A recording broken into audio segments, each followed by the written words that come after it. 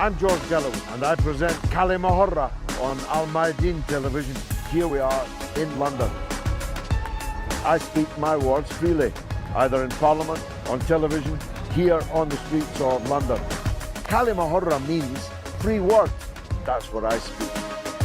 So Kalimahorra is a two-way conversation. Check it out on Al Mayadeen television.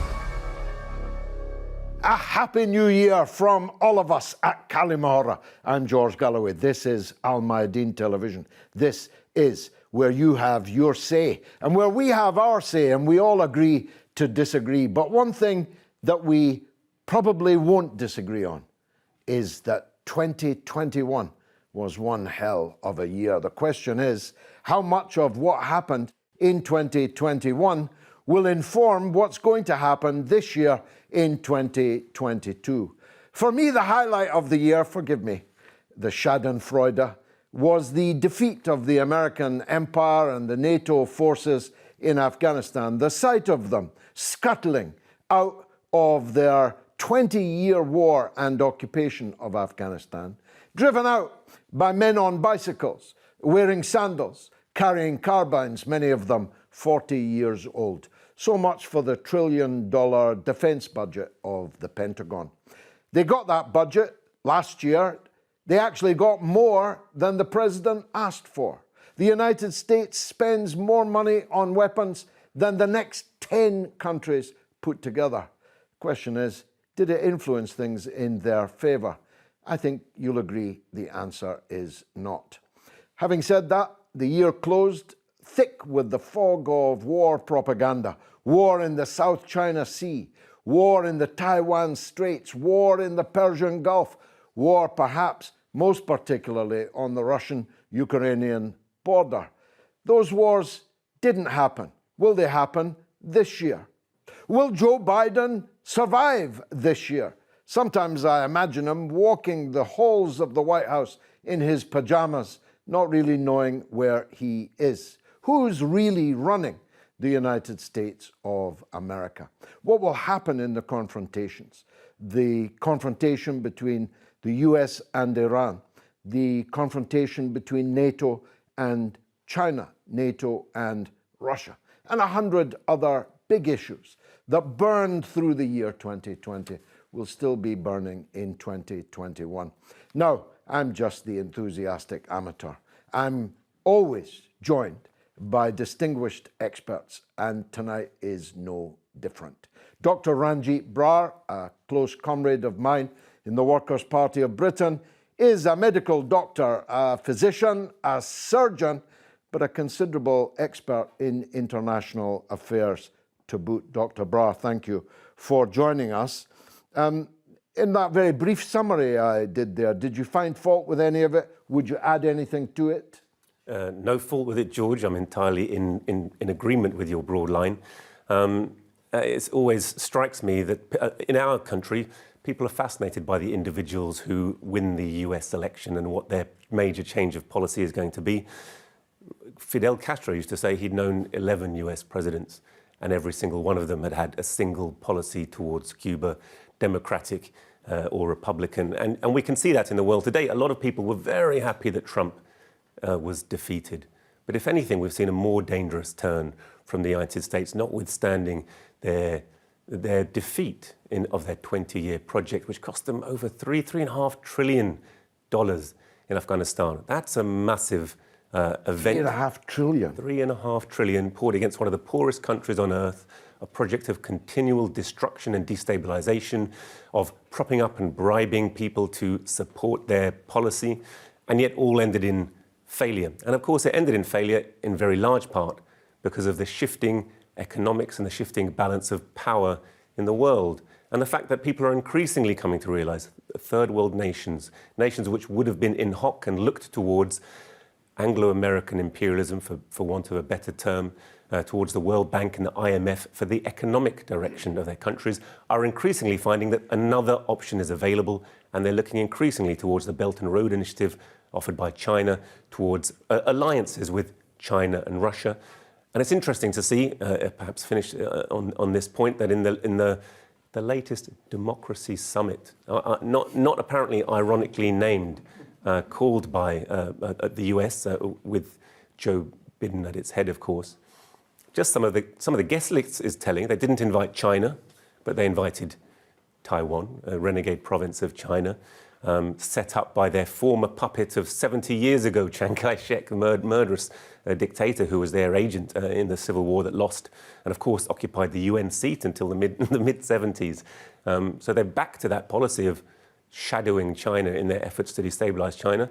And on the other hand, they didn't invite the Venezuelan government, but they invited their, appointee, who they Juan Guaido. Juan Guaido. Remember him. And that kind of nicely bookends this kind of 70-year period of the United States American century, but their alleged search for democracy, which really is not about democracy, but everywhere you look, under every rock you turn, you see that it's about domination, about Anglo-American domination of large finance capital. But what we can increasingly see is that model is failing. We'll go through the world, as it were, theatre by theatre, but just an overview. First, Calvin Tucker of the Morning Star newspaper, co-editor of 21stCenturySocialism.com. You were recently in Venezuela. Most people say it was a flawless election, like those that went before it, but it didn't qualify them for the Democracy Summit. Does that not tell us what we need to know about the American attitude to democracy, 2021-22? Well, indeed, George, and it's absolutely farcical that Juan Guaido is representing Venezuela at the so-called Democracy Summit. It seems that we've taken self-identification a step into the upper echelons of political global power. Good point, yes. He self-identifies as president of Venezuela. He self-identified as president. Of course, there was a vote at the United Nations General Assembly in December, just recently. Only 16 countries now fail to recognise the legitimate government of Nicolas Maduro. So the so-called international community, which had jettisoned Venezuela from its ranks 2 years ago, we were told, has now shrunk to just 16 countries, headed, of course, by the United States of America, and its little poodle, Britain, which is holding $1 billion of Venezuelan gold in the vaults of the Bank of England. Indeed, and that reversal is mirrored, actually, in the Syrian track, because countries that were 2 years ago not just fomenting civil war in Syria, but paying for it, are now queuing up to re-establish diplomatic relations with the government of Syria. So it's reversal after reversal for imperialism. We'll come back to Latin America in just a minute. Dr. Niall McRae is an officer for the Workers of England trade union. He's a mental health academic. He's part of the pro-Brexit Bruges group and participated in the UK Yellow Vest movement. Dr. Niall, welcome back. I suppose for you the year was dominated by the COVID crisis. I see you're wearing the T-shirt. You have unorthodox views on the origin and how to meet the challenge of COVID-19. Is that looking like it's going to stretch into this 2022? Oh, yes, absolutely. Unless the peoples of the world can rise against this authoritarian technocracy, which is relentlessly sweeping over the globe. I wish my learned friends here is correct in saying that the sort of Anglo-American capitalist system is tottering on the edge. I don't think it is. I think what we've seen is that it's taken a new form. It's not the form that we had in the Cold War, for example, of the Americans against the USSR. What we now see is a globalist coup against national governments, against democracy, against human rights. And I'm wearing the shirt today, COVID 1984, because this is an Orwellian system that we are getting into here. And we're beginning to see some real pushback now. We see very large protests in Australia, in France, I'm sure we're going to see some big protests now in the UK when another lockdown is announced by Sajid Javid. But the question is... Remind the audience who is he. In fact, remind me who is he. Is he the health secretary in Britain? Yes, it's hard to remember, isn't it? He is the health secretary. And so we managed to get through Christmas and people have had a good time, but now it's January, now we're into a new year and we're heading back into lockdown again. And this is because not enough people are complying with the boosters. England has fallen behind other countries, particularly in Europe and Australia and Canada, in imposing the regime. And so I think the British government has been told, you have to get a move on now. And I think that this is going to result... Been told by whom? Well, this is the big question, George, and I'm afraid I'm not able to give you a good answer to that. I mean, it's quite obvious, all the governments of the world, this is not a cock-up, as some people would have portrayed it. You know, this is not private eye.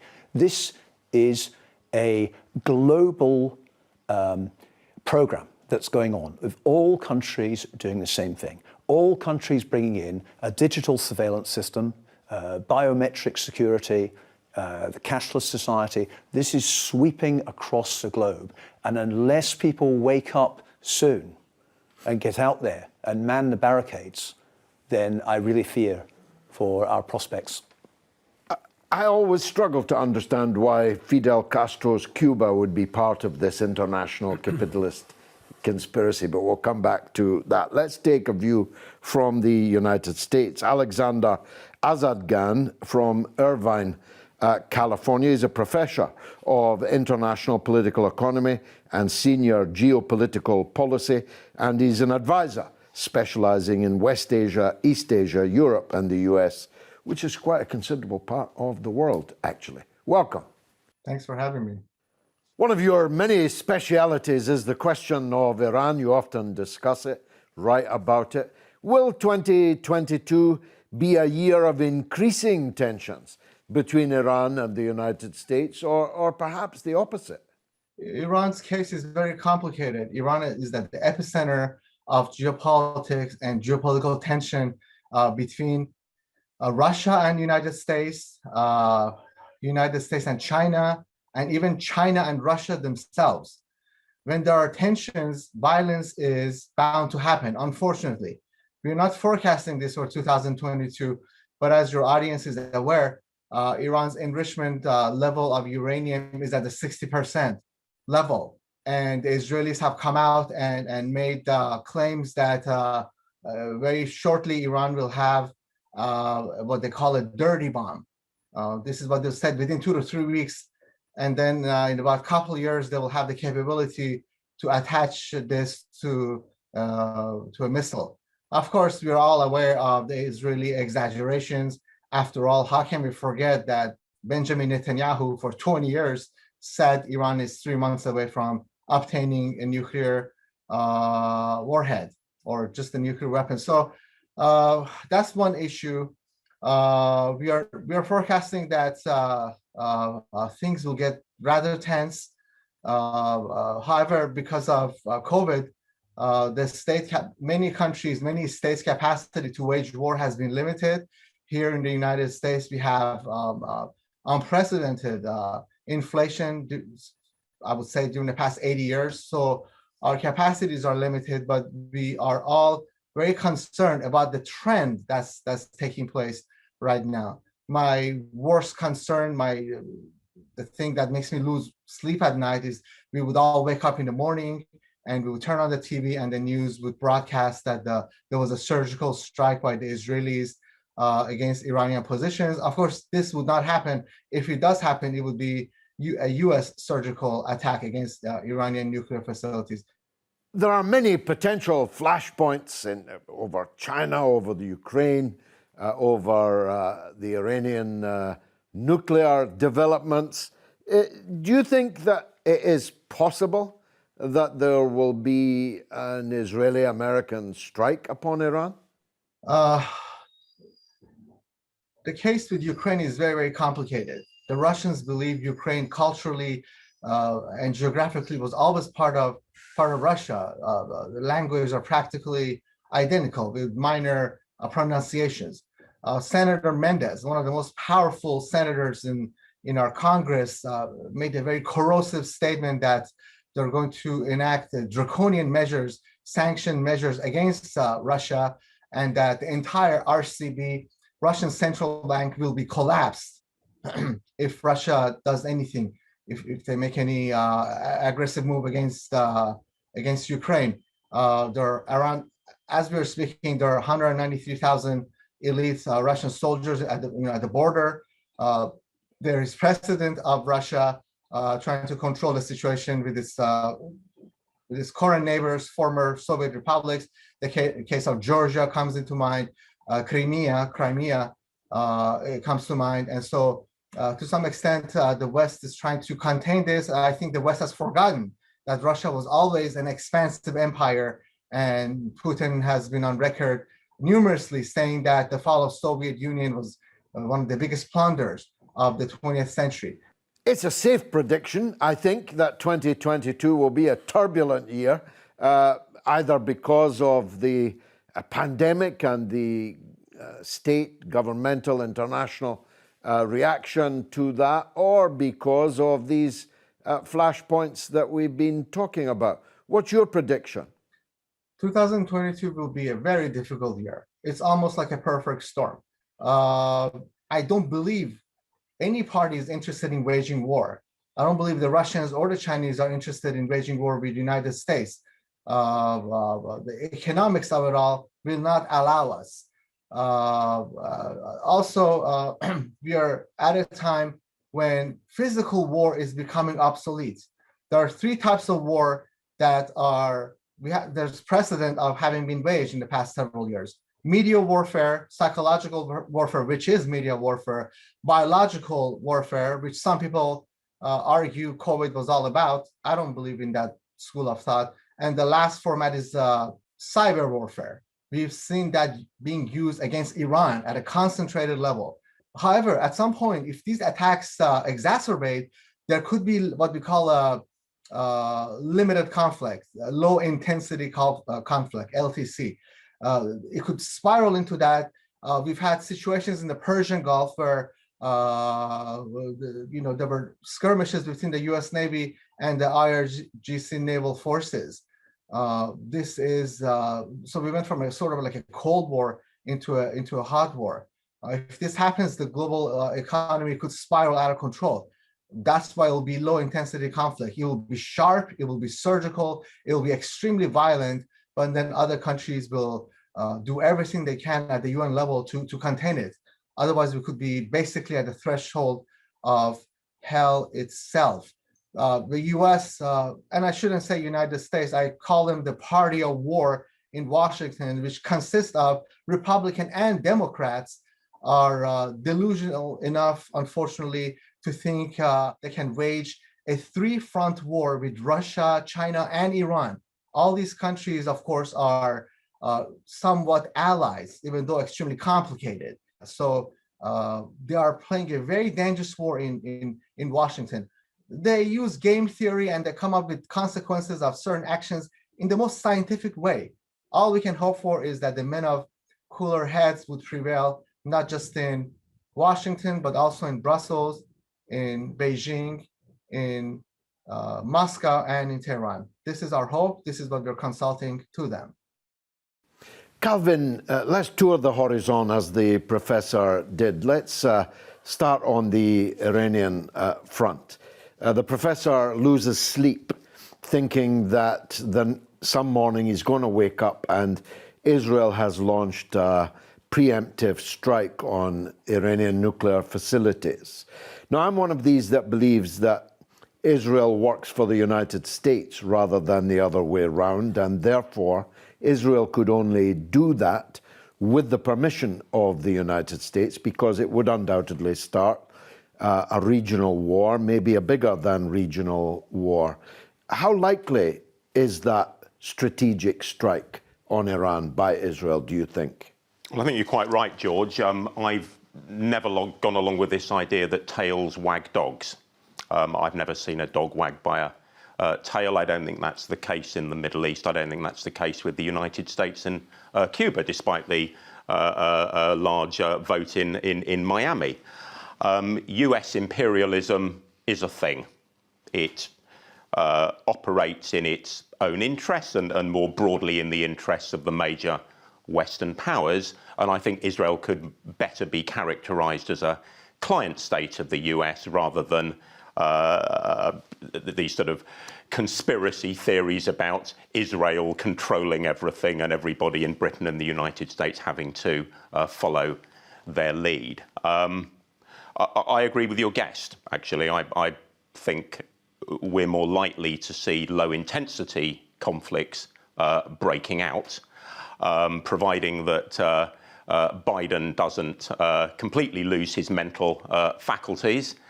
I wouldn't say I'm sure, but I'm hopeful that wiser voices and statesmen in the US will prevail. The problem, though, with the proxy wars, which undoubtedly the US would prefer to fight, is that none of the US proxies in the region are capable of it. Saudi Arabia, for example, cannot defeat the starving people of Yemen, let alone fight Iran. Countries like the UAE have zero interest in fighting Iran, not least because they would be alight within the afternoon if they did. The US has no real proxies in the region, whereas Iran has a very powerful alliance, a crescent reaching from Iran right through the region, right down to the borders of Israel itself. So they're short of options on proxy wars against Iran. They are, but perhaps never-ending chaos is the ongoing strategy rather than anything else. The year ended, though, with the US taking a big step back, Dr. Ranjit, on the Ukrainian front. Biden cancelled a $200 million military deal to ease tensions with Russia. They had a summit, a Zoom summit. It seems to have led to assurances on both sides that there would not be war over Ukraine, over the Donbass. But the president of Ukraine announced that the Navy, the Ukrainian Navy, would test Russian defenses in the Kerch Straits and so on. That's still a powder keg, isn't it? If we look around the world and see who are the aggressors today, Ukraine paints that story very, very well. That yes, they have a fascist leadership, but who are the power behind these fascist puppets? It was a mixture of the EU countries who want to extend their markets and extend their agreements and overthrow the historic relationship between Ukraine and Russia to do so. It was the United States who were very much into that idea and expanding NATO into these Warsaw Pact territories. Yeah. We're going to have to come back to that because it's time for the break, but there's much more to say after this. Stay tuned.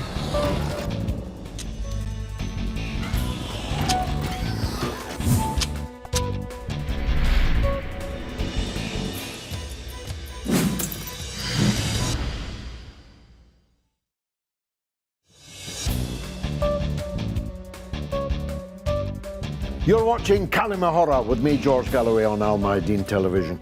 Coming to you from London, but talking about the future for the whole of the world in this new year.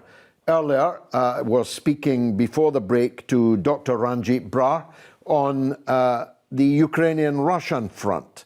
Let me test your expertise on the China front, because in a way,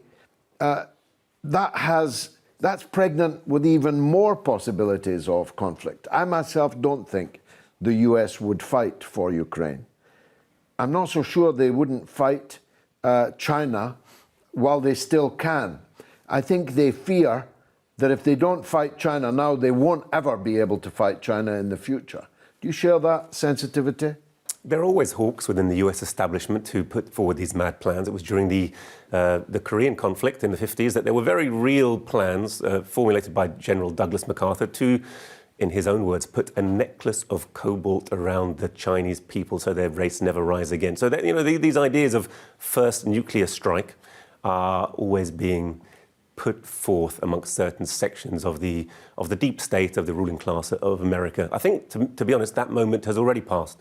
I think China's too powerful. It's too powerful economically. It's too powerful militarily. It has too many friends all over the world. It's telling to me that actually Turkey was one of the nations that we were talking about, the Democracy Summit, who weren't invited, that Turkey increasingly has been alienated from Anglo-American imperialist camp, that we considered they were so close during the Cold War period, and is gravitating towards Russia and China. And even there were signs, that India itself, who we know in '62 had a for me it was a devastating war between two of the world's most populous nations. It was terrible for both countries. But India, whose leader is a Hindu fundamentalist separatist in his domestic politics, and we've thought is so closely allied to again the USA in its most recent statements. Made a deal with Putin, not in the last couple real of weeks. red carpet treatment. A very real deal in which they agreed to circumvent the US dollar. Two of the biggest economies on earth were going to trade directly in the ruble and the rupee. The rupee, which we're thinking of, it used to be a British colonial currency, but now has the potential to become very strong if they now are able to conduct international transactions in their own currency. And it's those kind of things which threaten the supremacy of the US banking system, which are a real threat. To me, this is going to be the narrative that we see continue to unfold throughout 2022 and the coming period. The US is not a paper tiger, but it is an old tiger. A lot of its teeth have fallen out, and there are new tigers, younger and more virile, out there in the woods. That's, I think, clear enough as we face this new year.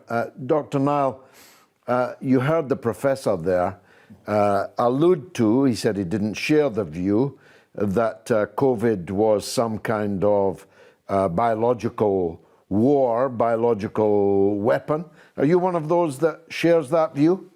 No, I don't see either COVID, the virus, or indeed the vaccines as bioweapons. But I think it's quite clear that that the virus is being exploited.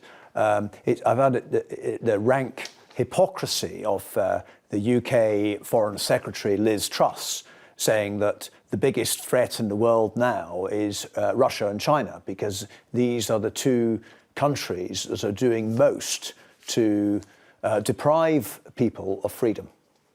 This from She even climbed on a tank like Mrs. Thatcher in order to deliver this message. Yes. Now, this is a government that is fining people £10,000 for speaking at a protest. This is a government that stopped families from visiting dying relatives. This is a government that is forcing care home staff and soon the NHS staff to take experimental injections they don't want.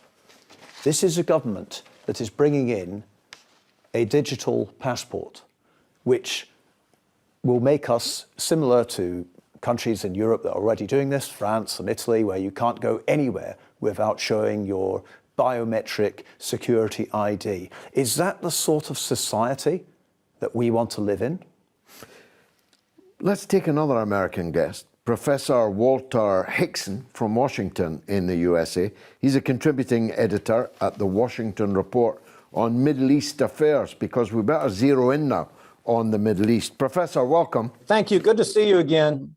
You're a historian, Professor. What comparisons are there at the threshold now of 2022 with the kind of conflicts that we saw in the 20th century?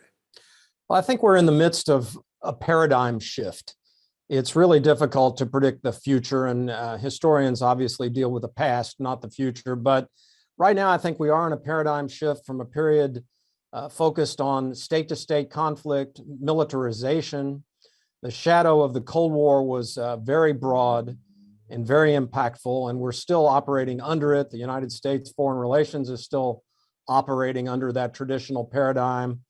But I think in this century and heading into the next year, we're going to see more of this paradigm shift, which is going to require a shift in perceptions and in policies to accommodate what we see in the world today, whether it's away from traditional state-to-state conflict and more toward a cooperative internationalism to address problems like the coronavirus, disease control, militarization.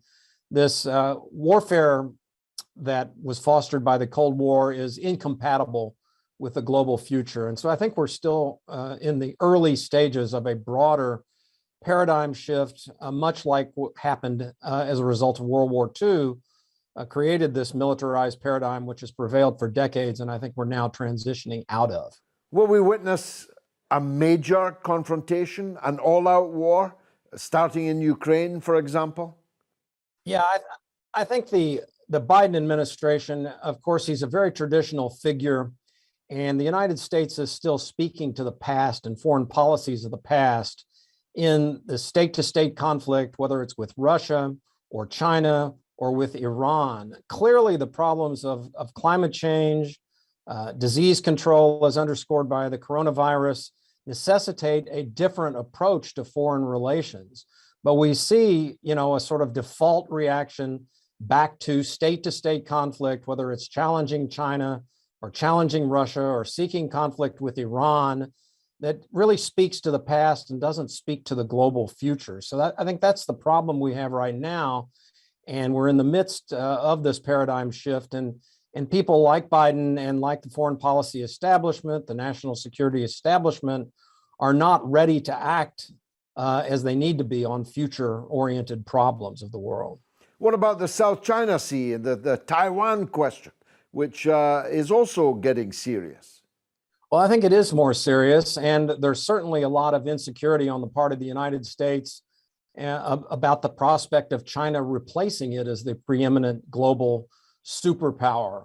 There's all kinds of conflict and clash points with China, whether it is Taiwan, which you mentioned, Hong Kong, the suppression of the Uyghurs, the South China Sea, which China looks at as its sphere of influence, just as Russia looks at Eastern Ukraine as its sphere of influence. And the United States is not accustomed to accommodating these other powers when they assert themselves. And so there's certainly potential flashpoints and potential conflict there. What about the Middle East? Is it really conceivable that Israel will launch military action against Iran? Well, it's always a possibility. Israel is a very aggressive state. It enjoys the full backing of the United States. It is by far the preeminent superpower, military power in the region, and it's very aggressive. We'll have to see how things go with the transition from Netanyahu, but it's very likely that Israel can be assertive on its borders, as it always has been, that it will continue the suppression of Palestinian rights and the promotion of injustice in the region. It remains highly volatile, and anything is possible in that regard, but it would take a dramatic change of behavior on Israel's part for it not to continue to try to have its way in the broader Middle East with American backing. But the scale of such a conflict would be incalculable, because one must assume that Iran has the means and the will to respond overwhelmingly to any such Israeli attack. Well, the flashpoint, as you know, is the Iran nuclear program. And we have a situation in which it is Israel that introduced nuclear weapons to the Middle East and refused to cooperate with the international non-proliferation regime, and misled the United States, by the way, throughout that process in the 1960s of acquiring the bomb. But it now insists, of course, that Iran cease its nuclear activity, but Iran wants the 2016 treaty, which it negotiated in good faith, upheld. So it's certainly a flashpoint and could very well lead to a devastating conflict. It would obviously be the worst thing that could happen to the region, which has already been horribly damaged by the situation in Syria and the forever wars that the United States has carried on throughout the 21st century. So all steps must be taken to try to avoid war in the Middle East. And the United States has the power to assert its influence to do that. It remains to be seen whether it will. Professor, do you see any possible changes for the better in U.S. foreign policy in this new year? Just want to mention that I think that Americans need to really prepare for a new paradigm of foreign relations. We cannot continue to act in the way the United States has acted for the last several decades in world affairs. My book on American war and imperialism, The History Americans Need to Own, emphasizes that the United States needs to own its past in order to have a more progressive foreign policy in the future. Dr. Anji, in the swirl of events last year and our predictions for this year, it's quite telling that none of us, and not our guest, have focused on the Palestinian question. It's as if we've parked that because nothing is going to change. I mean, if it's true that Republicans and Democrats represent no difference in policy, on foreign policy at least, in the United States, it cannot possibly be true that Netanyahu, to the current regime in Jerusalem, occupied Jerusalem, represents a change. So what do you see in 22 for the Palestinian people? You know, the Palestinians, through no fault of their own, found themselves on the front line, if you like, on the cutting edge of the struggle against imperialism. The professor there was talking about America's need to dominate the Middle East, and Palestine is a victim of that entire history of first British and then Americans needing to dominate the Middle East. And the idea was to create a nation to help us dominate the entire region because of its strategic, oil infrastructure and that's central importance to the world economy and the interests of our governments. What the Palestinians have managed to do this year is, I think there was a historic opportunity with Arafat to actually perhaps create some kind of peaceful two-state solution in the region. I think since those agreements were essentially negated by the Israeli state. They're 30 years old now, and not an inch of Palestine has been recovered. Not an inch. On the contrary, the apartheid wall's gone up, the apartheid system. You can really refer to the entire state of Palestine as it exists as a prison camp subdivided by checkpoint after checkpoint, and the people brutally repressed. What we've seen is increasing unity this year of all of the Palestinians who live within the Israeli state and have official Israeli citizenship with both the West Bank and the Gaza Strip, despite all the devices that Israel and the US have used to try and separate and divide the people, to outlaw the leadership, Hamas of the Gaza Strip. It seems increasingly clear Palestinians are recognizing there's no way forward but mass protest, mass civil disobedience. To see the Palestinian people come out in huge protest at the last Israeli incursion into the Gaza Strip and the West Bank was really quite inspiring. And actually, really, it was the internal forces of the Palestinian who led to the defeat of that attempted incursion. Well, I think the Palestinian people remain an inspiration to many of the other nations who have fallen under the heel of US imperialism, whether that's Syrians, whether that's the Lebanese, whether that's the Libyans. I think increasingly all of these countries, Yemenis, who are falling foul of the US military machine, are finding ways to link up, and often through the governments who are leading an axis of resistance, if you like, to the current. Well, the axis is definitely a thing. It's proving very difficult indeed for the US and its satraps to get a hold on. Calvin, what do you think about the Palestinian situation now? Don't you think that it's quite likely that there will be political changes inside the Palestinian polity in the course of this year? After all, it's been a very, very long time since there's been a proper election in Palestine. Abbas has been there for a very long time. He's now very old. Do you see any possibility of political renewal amongst the Palestinian factions? Well, I mean, it's ironic, really, isn't it? Because you've had the British government recently declaring Hamas not just to be a terrorist organisation, but pretty much that anybody who deals with we better watch we don't glorify them, or we'll all be arrested here.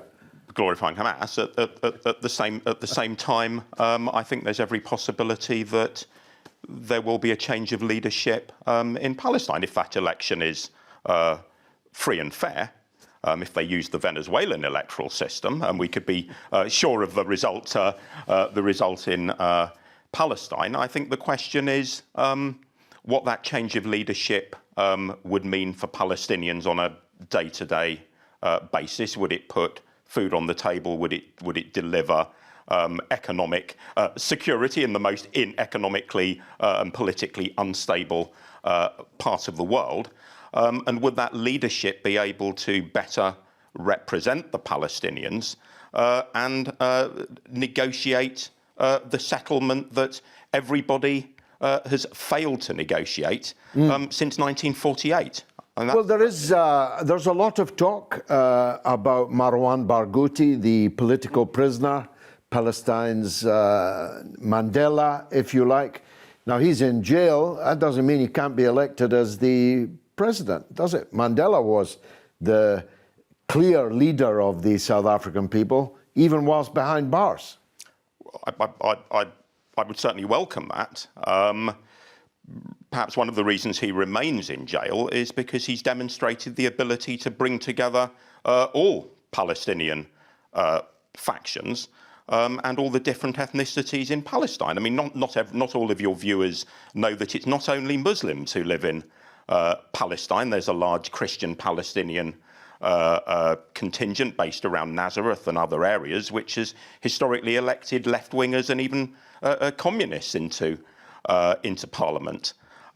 So the issue to me is: are we going to see further descents into forms of ethno-nationalism, or will we have something more progressive coming out of Palestine, which is able to bring people together not only in Palestine, but to unite the huge global movement and the fund of goodwill there is in the Western countries and elsewhere in the world?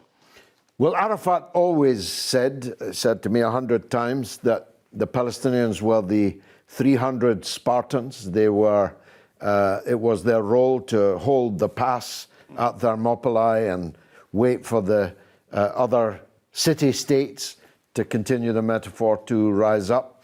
It may be sometime before that happens. Let me switch to France. You were a yellow vest before the yellow vests were a thing in Britain, but when they were very much a thing in France.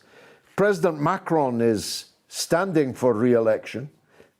He's very much hoping to be the leader of the EU, although that might turn out to be a bit of a poisoned chalice.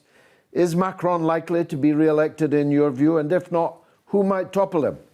Well, I think Macron has already won the French election. I mean, when you've got programmable voting machines, then, you know, if you look at what the global technocracy has done in the last 2 years with COVID, look at the fundamental stripping of basic human rights, and look at the lies that have been told, then I don't think it's too much of a stretch to see that those powers that be get the result that they want in. Is that what you think happened in the US last year? I certainly believe the American election was fortified.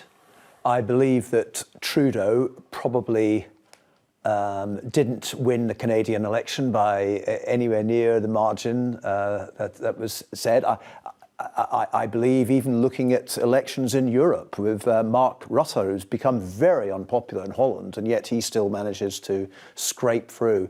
I think there's a serious danger for democracy now, and I think what we've seen in 2021 and 2020, the year before, and we're going to see more of in 2022, unless we can do something about it, is a rise of authoritarianism.